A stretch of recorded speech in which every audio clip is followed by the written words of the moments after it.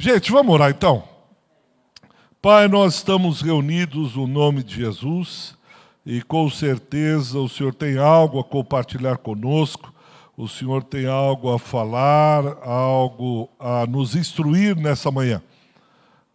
Que a Tua graça nos ajude, que o Senhor dê sabedoria e entendimento a mim e aos irmãos para entendermos um pouco melhor sobre como servi-lo com mais eficácia. Nos ajuda, sê conosco, em nome de Jesus. Amém. Amém. Levanta a mão, nós só contextualizando, nós estamos nessas aulas uma vez por mês. O Osman é o coordenador do Ciclo Vida. Nós fizemos a aula, ou temas contemporâneos. O último foi religião e política. Quantos estavam? Levanta a mão. A maioria. Bom, religião e política, que era um tema atual. E hoje eu vou falar, alguém já ouviu falar de Guy Debord? Um filósofo francês chamado Guy Debord. Se escreve assim, esse é o livro dele. Está em inglês, chamado Sociedade do Espetáculo. Alguém já leu Sociedade do Espetáculo? Levanta a mão. Tá. Então, eu vou tentar dar um resumo aqui e trazer para o nosso contexto e para a nossa fé. Essa sociedade do espetáculo é um tema bastante falado, é um tema bastante estudado. Ele lançou esse livro. O que é o Guy Debord? Ele é um francês, morreu em 1994, você vê, é contemporâneo. Ele é um dos articuladores da famosa, dos famosos acontecimentos de 68. Se você ainda não ouviu, não leu, é bom, porque muitas coisas que nós vivenciamos hoje está lá em 1968. Inclusive tem um livro chamado 1968, o ano que não terminou. É um livro mais ou menos grossão, que vai falando das consequências que 68 trouxe. Aqui algumas fotos. E lembrando, nós estamos em aula. Você tem alguma dúvida, levantou a mão, a gente para e conversa. Tá? Se eu não souber, não sei, depois a gente estuda junto. Mas se não, para. 68 os estudantes parisienses saíram em passeata, foi uma greve geral, foi assim um movimento muito grande. Filósofos da estatura da própria Simone de Beauvoir, do pai do existencialismo, que eu esqueci, Jean-Paul Sartre, ele também estavam nessas reivindicações.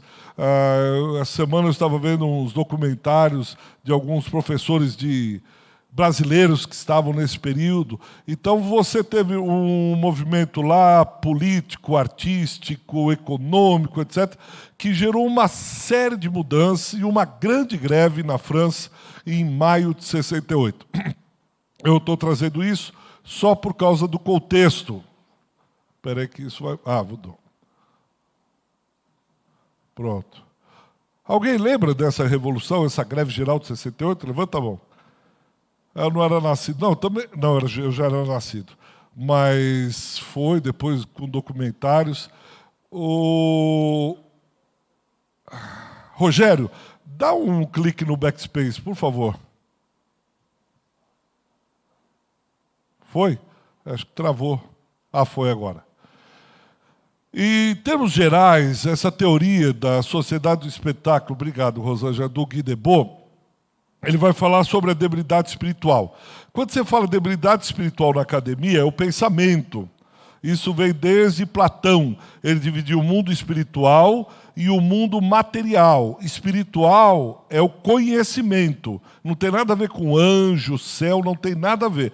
Então, quando você vê algum filósofo acadêmico falando mundo espiritual, não se refere a anjos, não se refere a céu. Isso é o conhecimento. Platão tinha um mundo dividido entre o mundo espiritual e o mundo material, né? O mundo das ideias, né? Depois isso vai dar muito o que pensar. Então, para esse filósofo, ele diz que, de alguma maneira, houve uma caída, uma queda, uma debilidade desse mundo do conhecimento, tanto das esferas públicas quanto privadas. Nós falamos isso na aula de política. Nós dividimos o mundo em esfera pública e esfera privada. São várias esferas, mas pública e privada. Por que nós tivemos essas confusões na política agora, desse ano? Porque misturavam as estações, misturavam as esferas. Você tem uma lógica no mundo público, você tem uma lógica. Não dá para misturar os dois, não dá. Por isso que não dá para falar, nós falamos, não dá para falar em guerra espiritual no mundo público. O bem e o mal batalhando, isso é bobagem. Isso é no mundo religioso. Nós olhamos, vendo o mundo numa guerra entre o bem e o mal, não entre Deus e o diabo, mas entre o bem e o mal. Então, o Guy Debord, ele vê uma debilidade de conhecimento, de ideias, que vão entrando em todas as esferas da sociedade depois da Segunda Guerra Mundial. Ele olha e diz, algumas mudanças muito grandes ocorreram. E uma dessas é a perda da unidade. O mundo perde a unidade. Até então, você tem, no final do século XIX, início do século XX, as ciências estão crescendo, as grandes descobertas. Aí você tem duas grandes guerras. A primeira em 14, quando explode a Primeira Guerra Mundial, e depois vai até 17, e depois você tem a de 39, que vai até 45. Depois dessas duas grandes guerras mundiais, o mundo muda. Daí que vem lá de 68, que eu comecei falando. É um outro mundo, eu preciso perceber as transformações desse mundo. Você vai ter transformações em todas as instituições, família, igreja, sociedade, você muda. Se nós não compreendermos isso, nós não entendemos o mundo que a gente está vivendo hoje. O mundo que a gente vive hoje é resultado desse processo. Então, o mundo chamado mundo moderno, ele perdeu a unidade. Você vai ter muita dificuldade, e vocês já ouviram o termo guerra das narrativas, que foram trazidos agora para o Brasil nessa eleição? Porque você tinha, eu vou tentar passar rápido, se você não entender, nós tínhamos as metanarrativas. O que são metanarrativas? Uma história que explicava o mundo. Então você tinha conceitos universais. O que vale para o Brasil, vale para a América do Norte, vale para a Colômbia, vale para a Europa. Pós-Segunda Guerra, não tem mais metanarrativas, não tem uma grande história que explique o mundo. O mundo ele se torna completamente fracionado. O que vale aqui para o Brasil não vale. O que vale para São Paulo não vale para o Ceará. O que vale para o Brasil não vale para a Argentina. As explicações de mundo mudaram. O mundo se tornou fracionado. O homem moderno é um homem fracionado. Eu e você, como homens dessa modernidade, eu e você somos fracionados. Eu explico. Olha, eu enquanto esposo, papapá, papapá, papapá. Eu enquanto pai, papapá, papapá, papapá. Eu enquanto empresário, papapá, papapá, papapá. Eu enquanto profissional, papapá, papapá. Eu enquanto filho. Não, você é um. O Evangelho vem e diz, nós somos um, só que nós fracionamos. Isso devido à o nosso momento, a nossa cultura, a idade, o momento histórico que a gente está vivendo. Então nós somos fracionados, a nossa agenda é fracionada, a nossa vida é fracionada, a TV é fracionada, a escola é fracionada, tudo, aquele mundo que tinha uma unidade, perdeu. Por isso que nós temos várias crises nos relacionamentos, etc, etc. Só que isso está em transformação. Então eu e você perdemos a unidade. Somos como o homem de Gadara. Qual é o seu nome? Legião. Por quê? Porque somos muitos. E nós somos muitos na modernidade. Eu e você somos muitas coisas. Nesse fracionamento, nessa divisão do homem, homem aqui, homem e mulher, nós perdemos a unidade do mundo.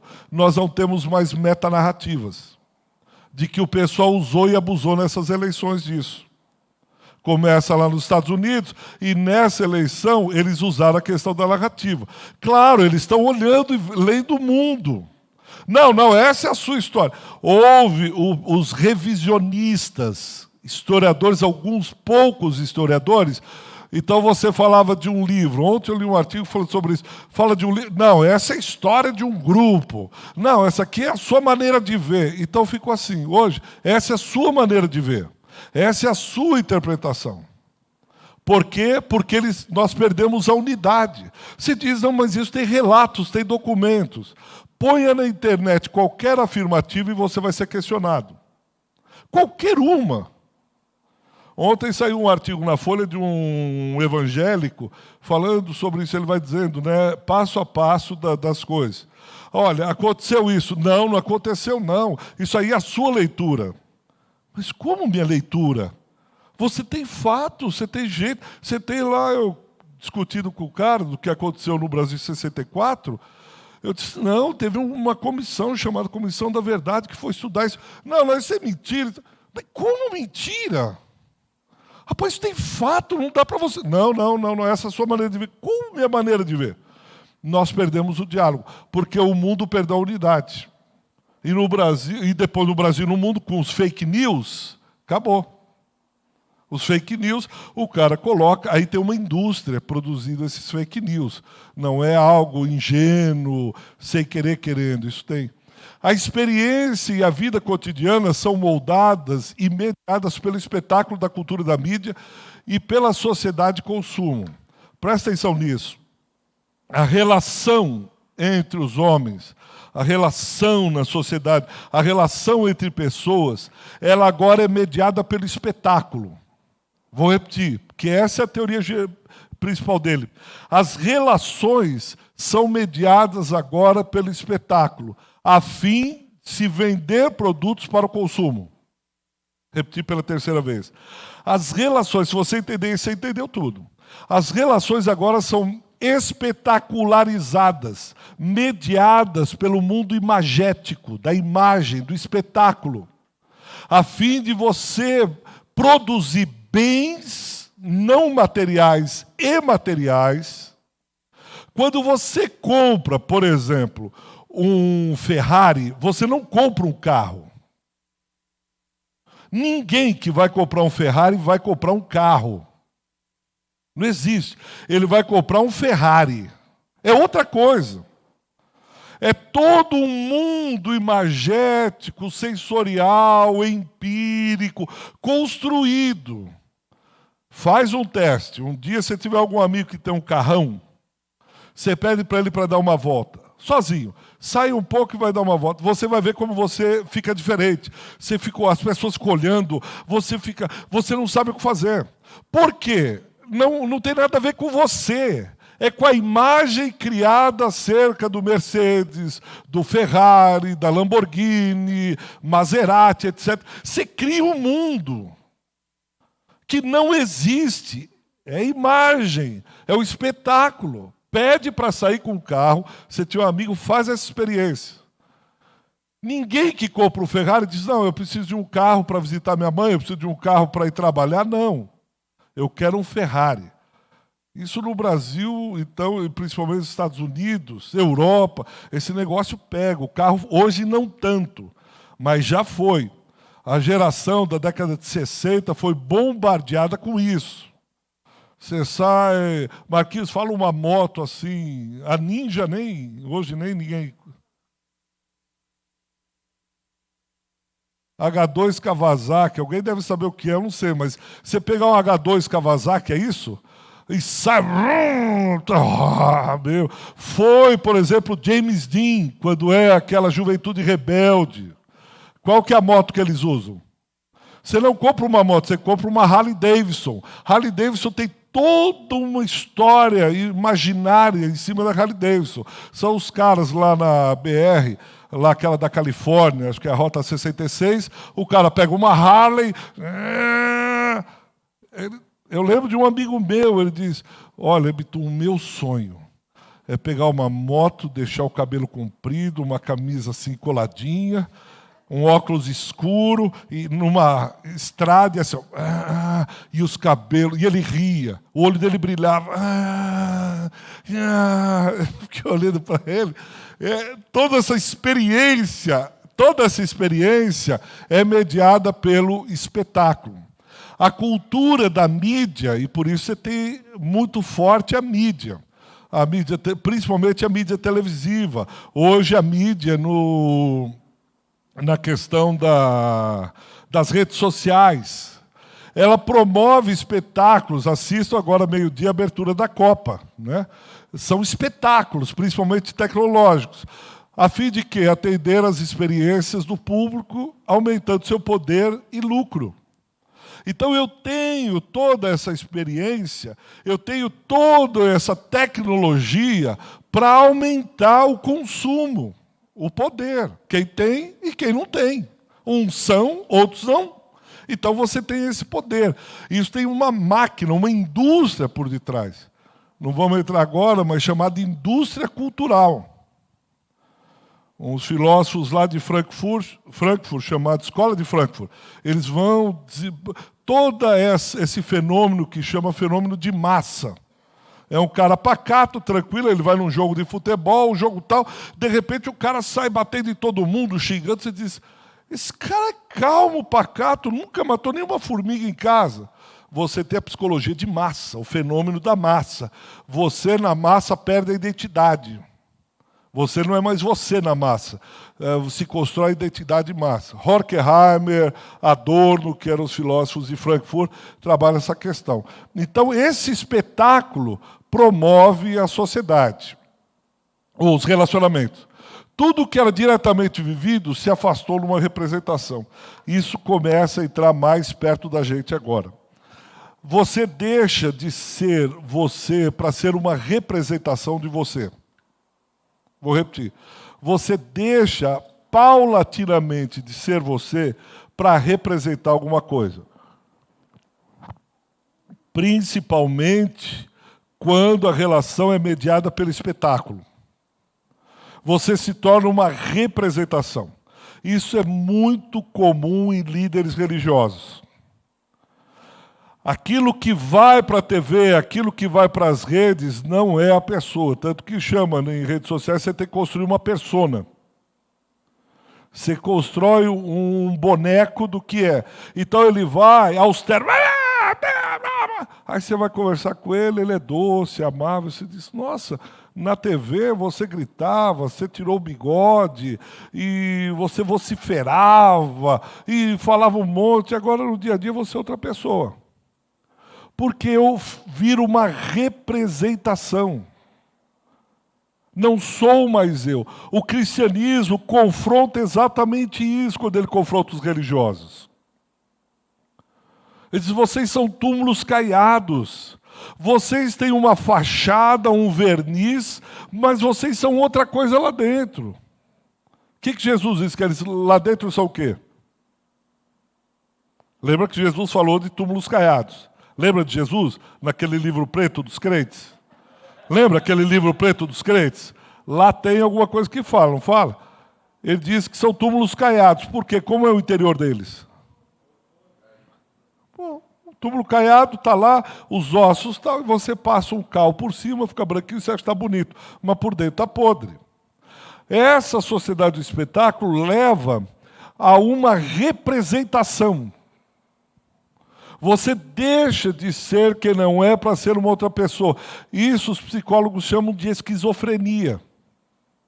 O que é o esquizofrênico? Ele é uma coisa e vive outra. Ele representa papéis. Quem é você?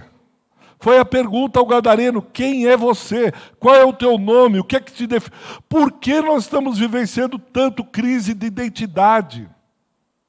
A pessoa não sabe o que é ser pai, não sabe o que é ser mãe, não sabe o que é ser filho, não sabe o que é ser pastor, não sabe o que é ser empresário. Não sabe, nós não temos, não, os papéis estão confusos. Porque as relações deixaram de ser mediadas no vivencial. Está claro? Tá dando para entender isso? Você deixa de ser quem você é para representar uma pessoa.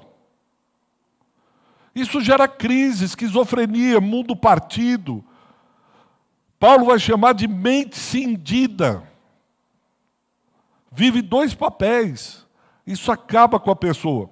A pessoa não consegue, principalmente, ela é acometida da esterilidade. Esterilidade espiritual, eu tenho visto isso, tenho buscado em Deus. Pessoas estéreis, não tem mãos operosas, às vezes trabalha muito, não tem fruto, a pessoa é dedicada, então não gera fruto nenhum, não gera discípulos. Você diz, meu Deus do céu, mas o que acontece? Aí você diz, olha, vamos aqui, arruma aqui, vamos lá, e a coisa é infrutífero, falta... O que está acontecendo? A pessoa está cindida. O coração dela vai para um lado e o evangelho puxa para outro. Nós perdemos o que é chamado de integralidade. O homem integral, um todo. Eu sou compacto, um bloco, eu vivo, eu ando, eu sou isso aqui. Quando a pessoa está cindida, que ela tem um amor por outras coisas, que ela tem um pezinho em outras coisas, ela fica infrutífera. Porque ela está representando.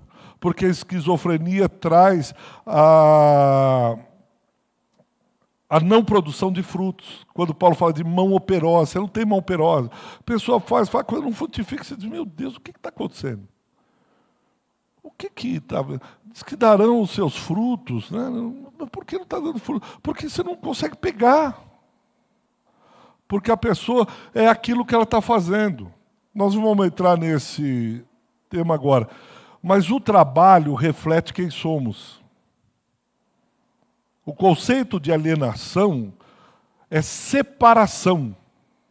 Quando você separa o homem do seu trabalho, o que ele faz para sobreviver, você aliena esse homem, se aliena essa mulher.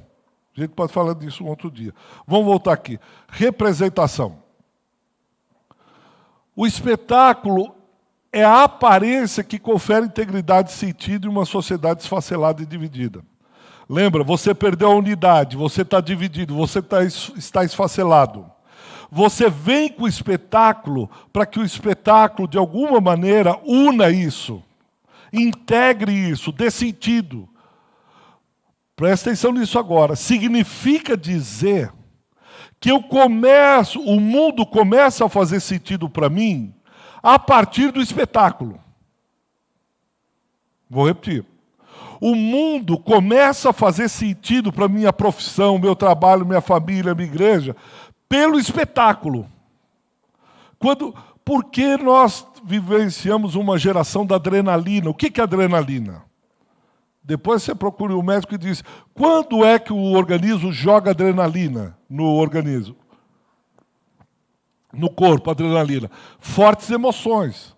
Aí você vai entender os esportes radicais. Eu quero adrenalina, eu quero espetáculo, eu quero pulsação, eu quero frenesi, eu quero agito. Só que chega uma hora que o organismo, o maior número de estresse, está dando aí com jovens de 24, 25 aos 30 anos.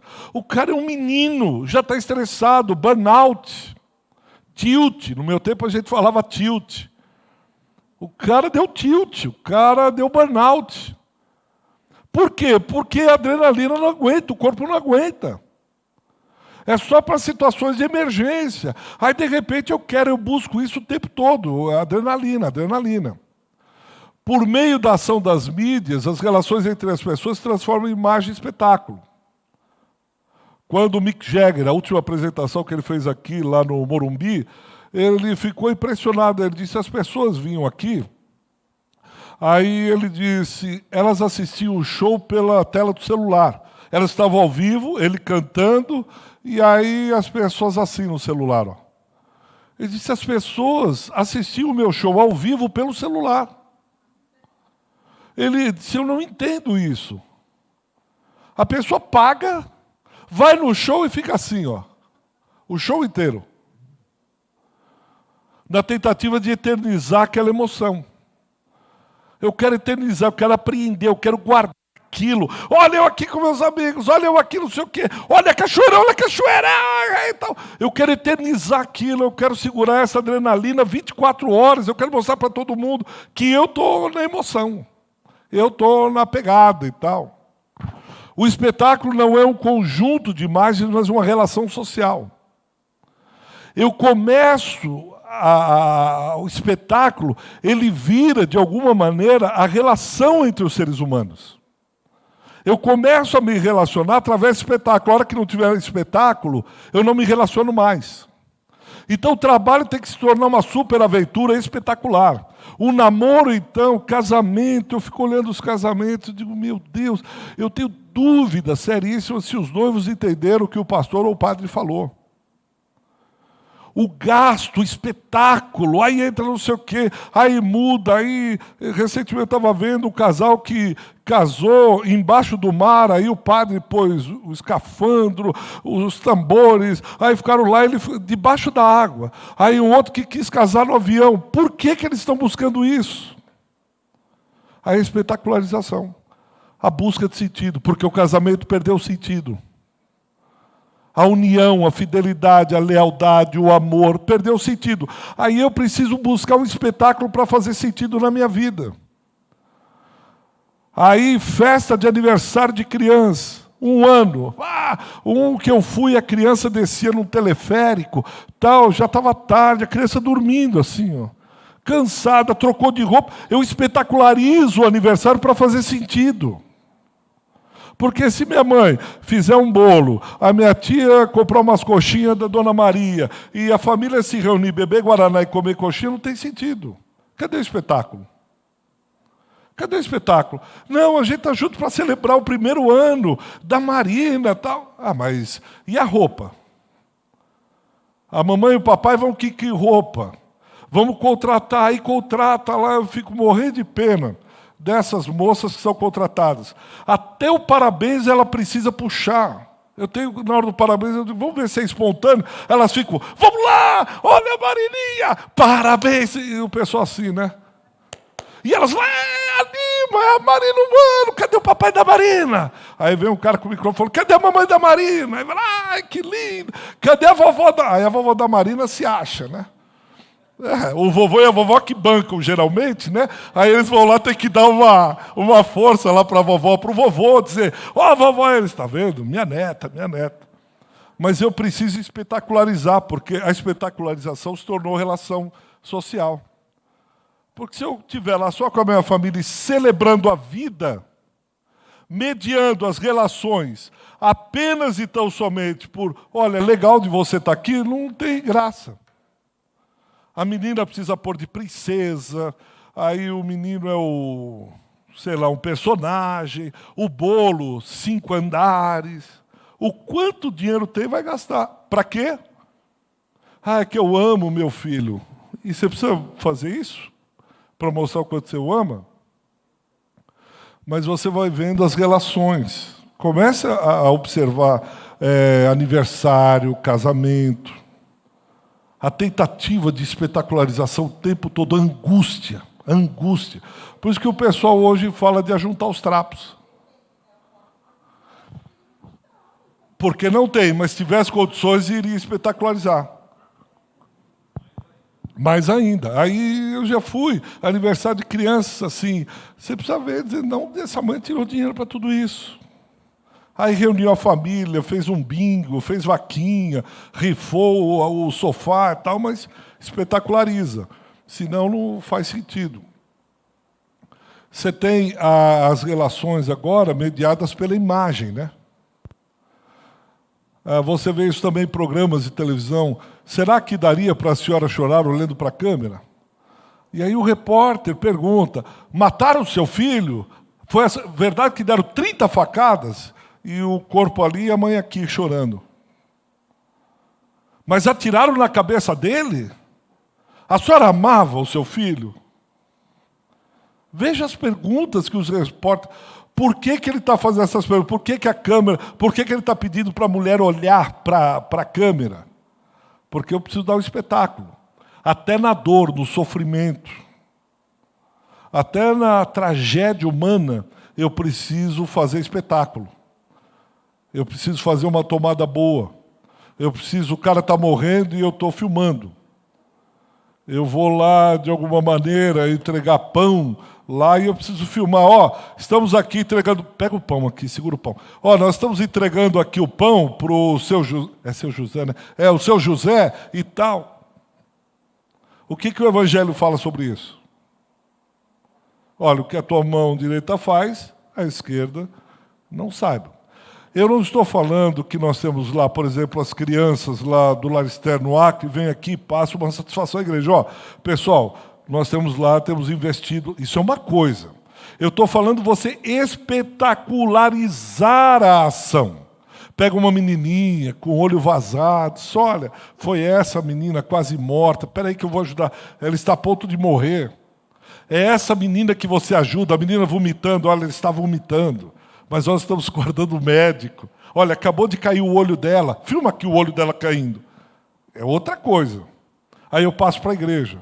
A igreja chora. Eu caio no chão de joelhos. E eu espetacularizo para levantar uma boa oferta.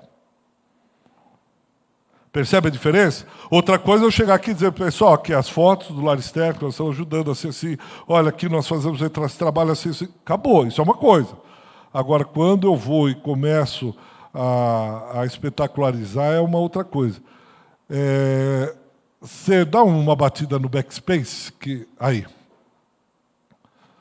Na era do espetáculo, a própria vida está se tornando um filme. E nós criamos nossas próprias vidas como se fosse um gênero para cinema e televisão. Dá uma passada no Facebook, você vai ver isso. A pessoa, os testemunhos, muitas vezes, se tornam... E aí... Eu estava entrando e o sangue jorrava, caía pela casa. Meu marido com armas, ela faz um drama. Você diz, meu Deus, irmão, calma, peraí. Aí eu vou espetacularizando até o testemunho. Minha vida. E eu caindo nas sarjetas.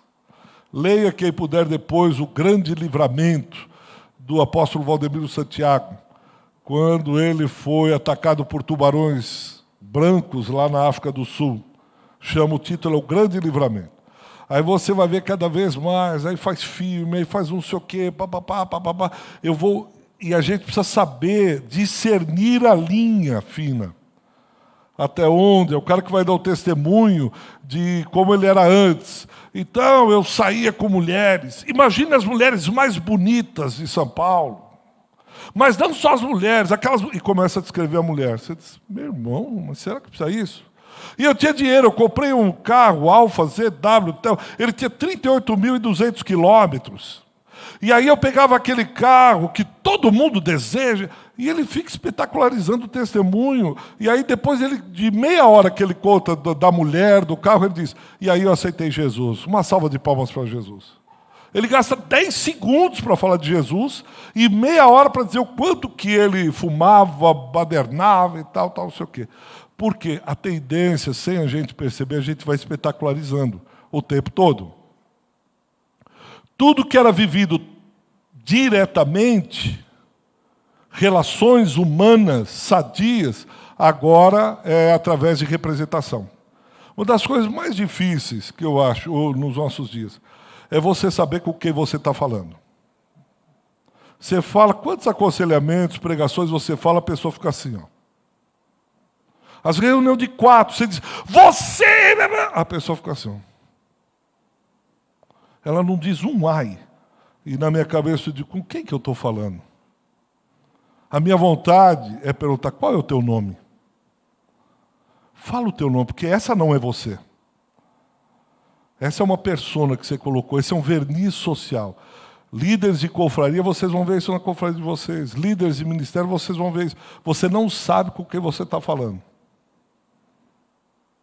Você não sabe. A pessoa fala, difícil, raro, nesses últimos dias, raro, quem vem.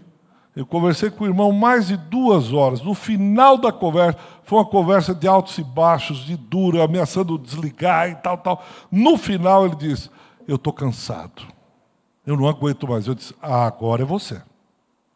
Você precisou 2 horas para dizer quem era você, o que você está sentindo. Agora você pode ser tratado. Você não consegue tratar se você mexer só com a representação. A pessoa pode estar gemendo, ela está na tua frente assim, ó. Vamos orar. É bom, não. Ai, pastor, esteja orando por mim. Ai, uma dificuldade e tal. Quando eu era mais novo, eu ficava tentando cutucar, explorar. Aí eu entendi, hoje não. Ela não está boa para tratar. Deixa ela sofrer, ela precisa sofrer. Ela vai precisar, porque até ela entender que ela tem que ser ela, não uma representação. E representando para mim. Imagina uma pessoa em câncer terminal chegar para o médico cheio das dores e o médico diz, você está bem? Ah, doutor, acho que eu nunca tive melhor. Uma dorzinha aqui, uma dorzinha ali, mas o resto... O que o médico faz? Ah, tá bom. Então vou fazer... Nem precisa fazer exame, doutor, porque eu vou viajar. Você sabe, às vezes Deus mostra para você que a pessoa não está bem. Deus desnuda a pessoa. Você diz, mas está tudo bem mesmo, tal. Porque se tornou representação. Enquanto a pessoa não for ela, você não consegue tratar. E o que eu faço? Não faz, porque é pelo Espírito.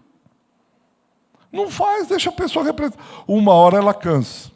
Eu lembro de um pastor, que ele tinha uma das conversas que eu estava tendo com o Ed René, há muito tempo atrás, aí tinha o Douglas Spurlock. Está nos Estados Unidos, é um missionário americano, e tinha um grupo assim, de jovens pastores que ele discipulava, treinava e tal.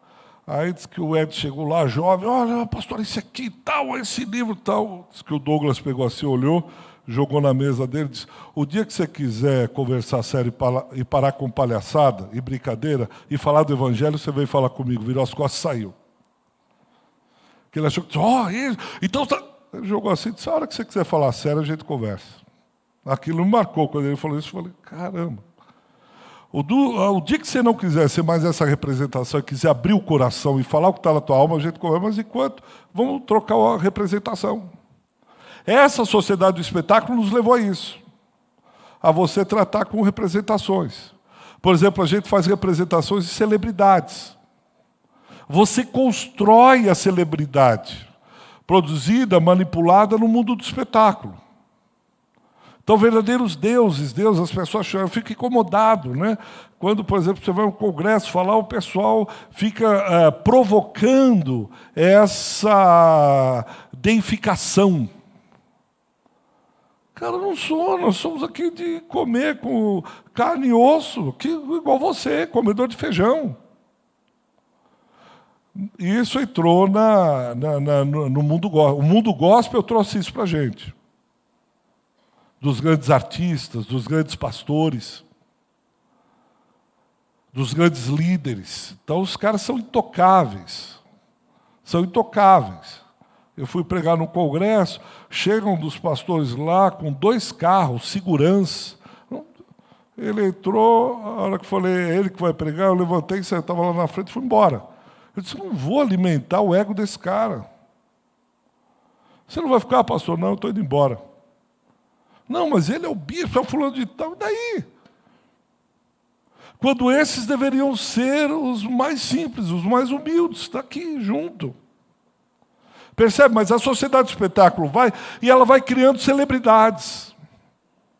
E isso não é o pastor famoso, é talvez o cara numa igreja de periferia, simples, mas ele se acha o Billy Graham do Brasil.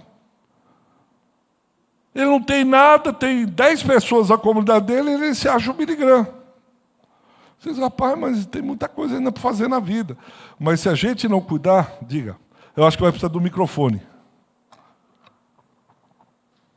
Só uma questão, Ricardo, você acha que o problema é da pessoa ou de quem está ao redor da pessoa? Relação. Porque as pessoas têm uma necessidade de ter uma celebridade para idolatrar. Eu fui numa feira dessas gospel aí, estava aquela falecida Ludmilla lá, tinha uma fila de gente, falei, o que é isso aí? É para pegar autógrafo da Ludmilla. Pô, mas canta louvor, né?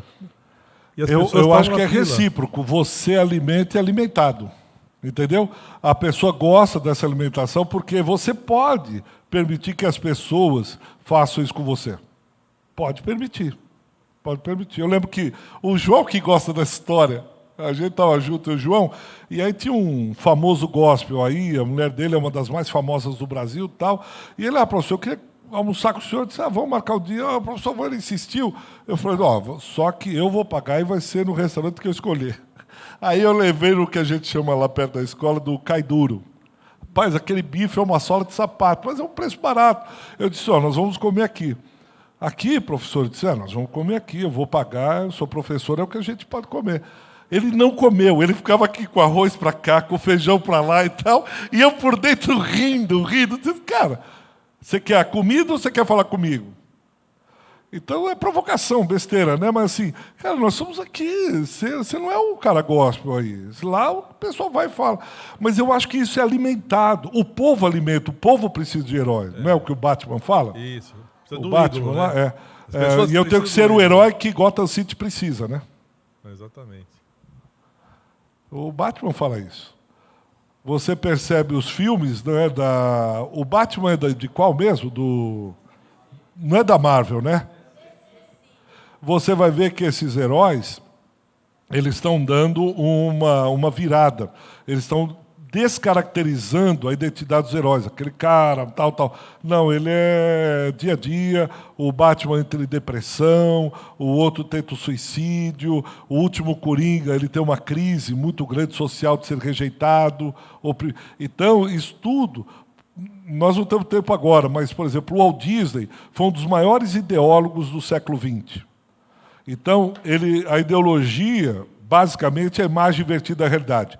Quando ele faz o herói americano, ele cria o super-homem.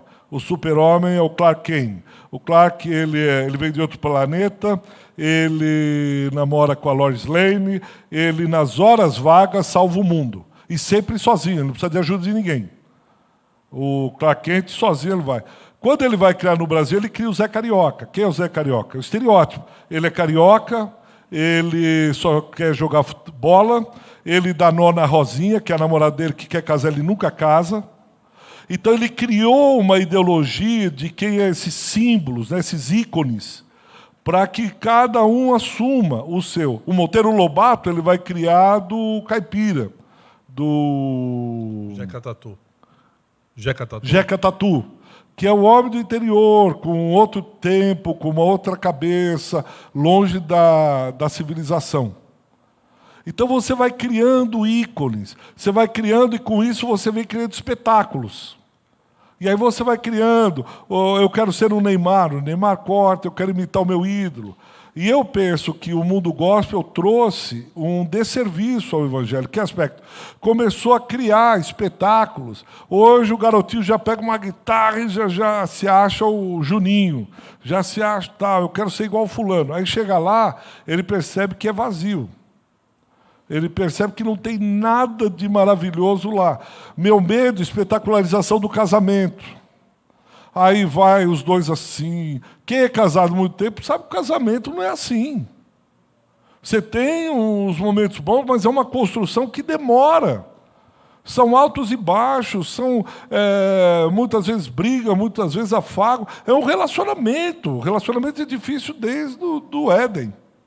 Mas aí eu espetacularizo e eu fico sempre pensando nas meninas solteiras. O último casamento que eu fui, eu disse para a Vânia, você já imaginou, entrou lá a noiva belíssima, um coro e um vocal belíssimo, aí os avós que foram levar a aliança. Eu falei, você já imaginou isso na cabeça? Isso na cabeça de uma jovem solteira que tem essa expectativa fantasiosa na cabeça, daquele, aí o príncipe encantado vem correndo na praia, assim, E aí ela vem também, os cabelos esvoaçantes, aquela coisa, e ela diz, sou eu. E aí ele se abraça, ela pega ele no colo, dá umas 3 voltas. Você imagina isso na cabeça de uma jovem que o grande objetivo dela é o casamento? E ela vendo a noiva entrar, ela diz, é isso, e a noite de núpcias, elas já tiveram relação, mas fica construindo uma fantasia, um mundo da fantasia. Aí quando cai na realidade, o que acontece? Aí é frustração tal, aí se ela não tem para que reclamar, para que ela vai reclamar? Deus, por que o Senhor me fez assim? Deus, por que aquela, olha o mundo, ela olha no Facebook e no Instagram, a pessoa só sucesso, casamento, os dois na piscina, eu e meu amor comendo uma pizza e comendo na pizzaria X. Estamos de viagem, então uma briga, um quebra-pau, mas os dois postam, né? Abraçados, e aquela moça lá diz, puxa, eu aqui no crente, sou crente, estou servindo ao Senhor, eu amo a Jesus, e ó, só acontece na vida dela, na minha vida nunca, olha que amor, olha o que eles estão vivendo, eu queria viver isso. Você já imaginou o que causa na cabeça de uma menina esse espetáculo? Se arrebenta com a jovem, frustra, se ela não tiver maturidade, se ela não souber a identidade dela em Deus, se arrebenta. O que ela vai fazer? Ela fica vulnerável e vai cair nos braços do primeiro malandro, que promete para ela, vamos jantar, princesa, só chama ela de princesa. Da onde tira essa cabeça de princesa? É o mundo medieval. A princesa no castelo, ela não é princesa. Você não é princesa, você é uma mulher. Você está vivendo aqui na vida. O que está acontecendo? Mas essa espetacularização. Fala, Ana. Deixa eu respirar uns 3 minutos, pastor. Então, eu acho que todos nós, em algum momento, nós somos influenciados pelas redes sociais, né? Eu falei assim para a Michelle outro dia, quando eu estava no início, né, ainda na dúvida onde eu ia congregar, eu fui em alguns lugares onde as pessoas incitavam a outra pessoa a falar em línguas. E aí eu ficava, meu Deus, mas isso não tem que ser natural? Eu acho que isso daí é o Espírito Santo, né? Eu acho que a gente tem que estar em oração e leitura para que eu me veja em situações assim. De repente, eu estou sendo influenciada ali pela rede social. Aí vem uma voz, eu começo a orar e começo a ler a palavra e saio, mas é uma constante vigília, porque a todos os momentos você está sendo bombardeada por alguma coisa, seja na TV, seja no bate-papo com um colega, seja na rede social. Por isso Deus deixou pastores. Você tem o seu sacerdócio perante Deus e você precisa discernir. Pastores que alertem. Por exemplo, você vê a questão da violência. Eu vou rapidamente, porque eu preciso terminar. A questão da imagem, espetáculo, sexualidade para consumo de bens. Eu fui separar algumas de sexualidade, eu parei porque não deu. Eu peguei sexualidade dos quadrinhos, é absurdo preferir colocar da violência. Mas você vê essa violência na TV o tempo todo. O tempo todo essa violência horrorosa, em que media as relações. Feminicídio, absurdo assim. As coisas acontecendo sem que a gente possa entender. Nós não temos tempo agora, mas depois você lê em casa Marcos 5 e Lucas 8, como era o gadareno. O gadareno, ele mediava aquelas relações. Em que aspecto? Ele era um espetáculo. Toda a sociedade ela vai eleger um bobo da corte. O bobo da corte tem uma função muito singular, muito específica. O bobo da corte era o encarregado no castelo para falar as verdades em tom de brincadeira. Então ele falava aquilo que ninguém queria ouvir. Por isso ele era o tonto, por isso ele era o bobo da corte, por isso ele era um palhaço. Como que ele fazia? O nobre João das Neves esteve ontem, a semana passada, na cama com a esposa do conde fulano de tal. E todo mundo ria, mas era verdade. A função dele era distensionar, falando as verdades através de bobagem. Tanto é que quando Jesus expulsa o gadareno, o povo fica bravo. Porque todos os malefícios da religião canalizavam para o gadareno. Todas as tensões do palácio eram canalizadas para o bobo da corte. Para onde são canalizadas as nossas tensões, os nossos delírios, as nossas esquizofrenias? Nós temos que arrumar escape. Como igreja, como indivíduo, como sociedade. Nós arrumamos a sociedade de espetáculo. Essas representações de persona. O espetáculo é provocar, convidar ao consumo de conteúdos. Quanto mais espetacular na internet, mais seguidores eu tenho. O escândalo serve como espetáculo. Então tem um escândalo, uma morte trágica, sobe a audiência. O pessoal sabe disso. Então, quanto mais sangrenta, a televisão escorrendo sangue, mais audiência, mais gente consumindo. Eu tirei depois algumas coisas do ratinho, né? Você nasceu ganso, mas virou cisne. era chamada aqui nesse primeiro. É absurdo. Você nasceu ganso, mas virou cisne. O outro, o que os olhos da minha mãe não veem, a véia fofoqueira da rua conta. Então, mas assim, esqueci o nome dela aí, desses casos de família, mas é uns negócios assim. Ah, irmã, é que eu não assisto. A irmã conhece bem, né? Tá bom. Outro, né? Show de bizarrices, né? O programa do Ratinho, eu tirei as fotos, eu pus as fotos, depois eu tirei, eu falei, deixa pra lá. Vamos aqui. Backspace, please. Aí a gente percebe também muitas vezes a religião, né? A religião trabalhando com isso também.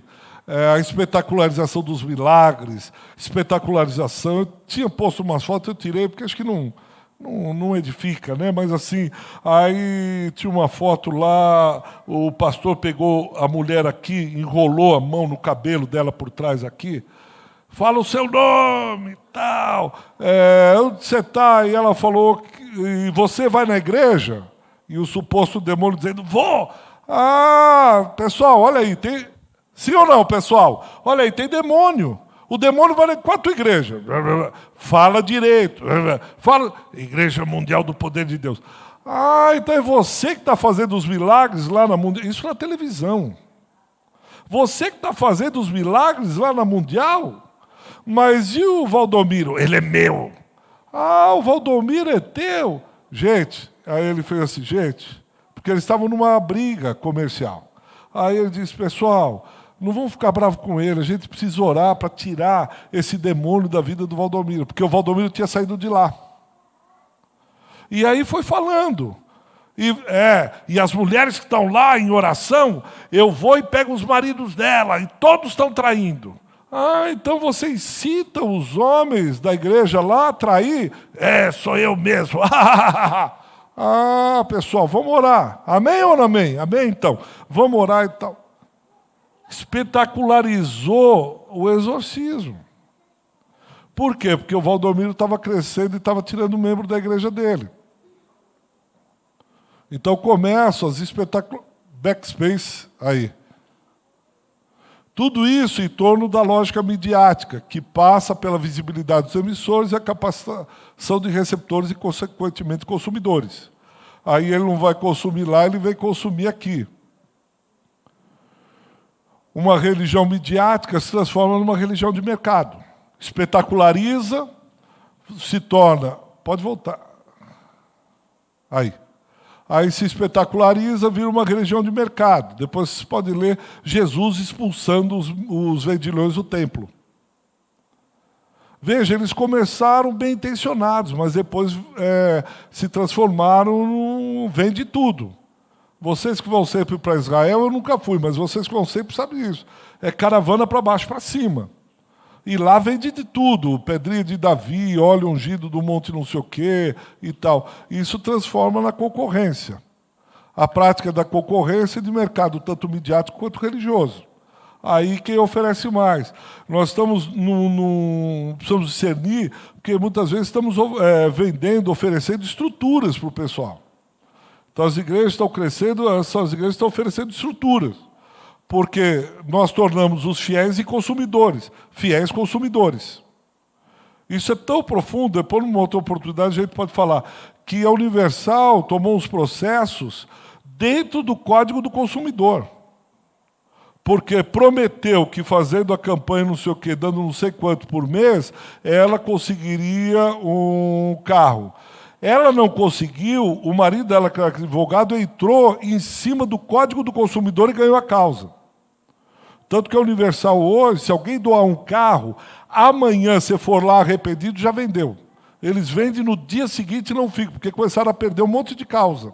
A pessoa dava o carro, ficava lá, um pastor usava tal. Agora, pegou o carro, foi, no dia seguinte já tem dinheiro, nós já investimos, mandamos para a África o dinheiro e tal.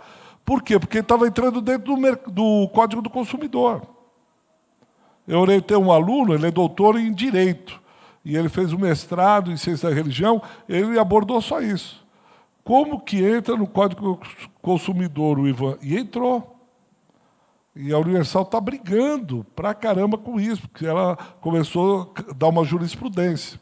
Então, terminando, a gente precisa entender essa sociedade de espetáculo, é espetacular. Não tem nada a ver, então nós vamos fazer de qualquer jeito, pastor, o senhor fica bonitinho. Não, uma coisa é se arrumar, outra coisa é ter aqui um negócio ordenado, outra coisa é espetáculo. Porque tem cara que vem de qualquer jeito e diz, não, eu não quero ficar nesse mercado consumidor. Não, você é porcão, não toma banho, não gosta de se arrumar, barba por fazer, isso é outra coisa. Eu estou falando você tornar o espetáculo o mediador das relações. Está claro isso? Então, irmãos, era isso que eu tinha para falar.